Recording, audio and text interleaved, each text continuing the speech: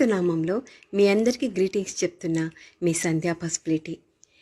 ఈరోజు ఈ చిన్న సందేశం మీతో పంచుకోవాలని ఈ ప్రయత్నం చేశాను. అదేంటంటే, ఒకసారి నేను ఒక రోడ్డమ్మడి వెళ్తున్నాను.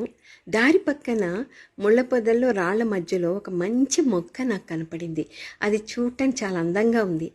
ఆ మొక్క రాళ్ల మధ్య ఉండాల్సింది కాదు. నాకు అనిపించింది దాన్ని ఇంటికి తీసుకెళ్ళాలని. అక్కడికి వెళ్ళి దాన్ని మెల్లగా పెకిలించి ఇంటికి తీసుకొచ్చి శుభ్రంగా నీళ్ళతో కడిగి ఒక మంచి కుండీలో దాన్ని నాటి హాల్లో కార్నర్లో ఒక టేబుల్ మీద దాన్ని ఉంచాను. ఆ మొక్క చాలా అందంగా కనపడింది హాల్లో. ఆ మొక్క వల్ల కార్నర్కే అందం వచ్చింది. నాకే కాదు, మా ఇంటికి వచ్చిన గెస్ట్లు, ఫ్రెండ్స్ అందరు కూడా, అబ్బా ఈ మొక్క చాలా బాగుంది, ఏ నర్సరీలో కొన్నావు అని అడిగారు. నేనన్నాను, ఎక్కడ కాదు, రోడ్డు పక్కన కనపడింది అని చెప్పాను. అప్పుడు దాన్ని ఆలోచిస్తుంటే ఆ సంఘటన ద్వారా నాకు ఒక మంచి మెసేజ్ మీతో పంచుకోవాలని ప్రేరేపించబడి ఈ ప్రయత్నం చేస్తున్నాను. ఏంటంటే, బైబిల్లో మనం చూస్తాం, దేవుడు చాలా సామాన్యమైన వ్యక్తులను గొప్పవాళ్ళగా చేశాడు. వాళ్ళు ఉదాహరణకు దావీదు ఒక సామాన్యమైన వ్యక్తి, గొర్రెల కాపరి. అతను దేవుడిని చాలా భయభక్తులు కలిగి జీవిస్తూ వచ్చాడు. దేవుడి అనుగ్రహం అతను పొందాడు. దేవుడు అతన్ని ఇజ్రాయెల్ దేశానికి రాజుగా చేశాడు. అలాగే ఒక సామాన్యమైన స్త్రీ ఎస్తేరు, ఆమె దేవుని భయభక్తులు గల స్త్రీ. ఆమెను దేవుడు ఆ దేశానికి రాణిగా చేశాడు. ఇక మనకు యేసేపు గురించి తెలుసు. అతను ఒక ఖైదీగా ఉన్నాడు, బందీగా ఉన్నాడు. కానీ దేవుని ఎంతో భయభక్తులు కలిగి మంచి జీవితం జీవిస్తూ వచ్చాడు. అతని యొక్క నీతిని చూసి దేవుడు అతన్ని ఆ దేశానికి ప్రధానిగా చేశాడు. అలాగే రూతుని చూస్తాం. ఆమె ఒక సామాన్యమైన స్త్రీ, విధవరాలు. తన బాధ్యతలు నెరవేరుస్తూ అత్తను చూసుకుంటూ ఒక సామాన్యమైన జీవితం గడుపుతూ వచ్చింది.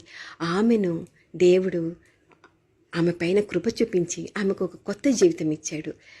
వీళ్ళందరిలో ఒక కామనాలిటీని గమనిస్తే వీళ్ళందరికీ దేవుడు అంటే ఎంతో భయం, భక్తి, ప్రేమ, నీతిగా నడుచుకున్నారు.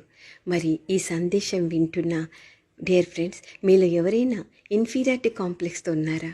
అరే, మా జీవితం ఏంటి ఇలా ఉంది, ఎవ్వరు పట్టించుకోవట్లేదేంటి, మమ్మల్ని ఎవ్వరూ లెక్క చేయట్లేదేంటి, నేనేం చేసినా ఎవ్వరు ఎందుకు గుర్తించరు, నన్ను ఎందుకు అందరూ పక్కకు పెట్టేస్తున్నారు అనేసి కృంగిపోతున్నావా?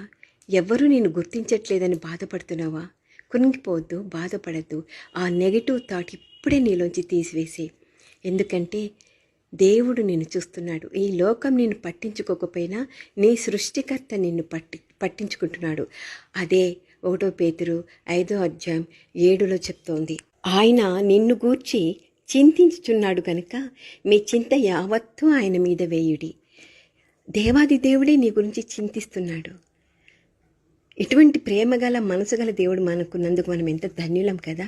ఆయన ఏమైనా చేయగల శక్తిమంతుడైన దేవుడు నీ యొక్క కృంగుపాటును, నీ వేదనను ఆయన చూస్తున్నాడు.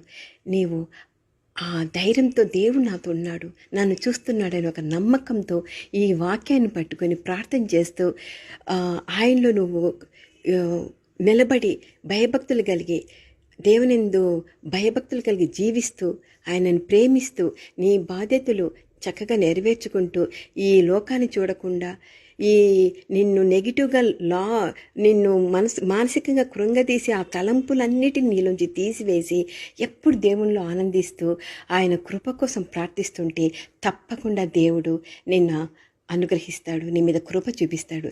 ఏ రీతిగా ముళ్ళ పొదల్లో ఉన్న ఆ మొక్క ఒక మంచి స్థలంలో, ఒక మంచి ప్లేస్లో అది ఉంచబడి అందరి దృష్టి ఆకర్షించిందో, అలాగే ఒక లోన్లీగా ఫీల్ అవుతున్న నీ పరిస్థితిని ఎవరు పట్టించుకోలేకపోతున్నారని, నన్ను ఎవరు గుర్తించట్లేదని, నా టాలెంట్ని ఎవరు గుర్తించట్లేదని నేను కురిగిపోతుంటే బాధపడద్దు. తప్పకుండా నిన్ను దేవుడు దీవించబోతున్నాడు, హెచ్చించబోతున్నాడు.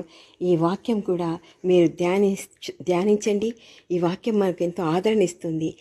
1 పేతురు 5:6 దేవుడు తగిన సమయమందు మిమ్మును హెచ్చించినట్లు ఆయన బలిష్టమైన చేతి క్రింద దీన మనస్కులయుండుడి. కాబట్టి దేవా, నీ కృప నా మీద కుమ్మరించని ప్రార్థిస్తుంటే తగిన సమయంలో దేవుడు నిన్ను తప్పకుండా దీవిస్తాడు, నీ పట్ల అద్భుతం చేయబోతున్నాడు. ఓకే. ధైర్యంగా ఉండండి.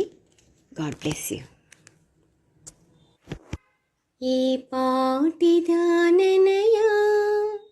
నన్నింతగా హెచ్చించుటకు, నేనెంతటి దాననయా నాపై కృప చూపుటకు, నా దోషము భరించి నా పాపము క్షమించి నన్ను నీలా మార్చుటకు కలువరిలో మరణించి ప్రేమించి ప్రేమామయుడా నీ ప్రేమకు పరిమితులేవి, కృపచూపు కృపగల దేవా నీ కృపకు సాటేది. ఏ పాటిదాననయా నన్నింతగా హెచ్చించుటకు, నేనెంతటి దాననయా నాపై కృప చూపుటకు.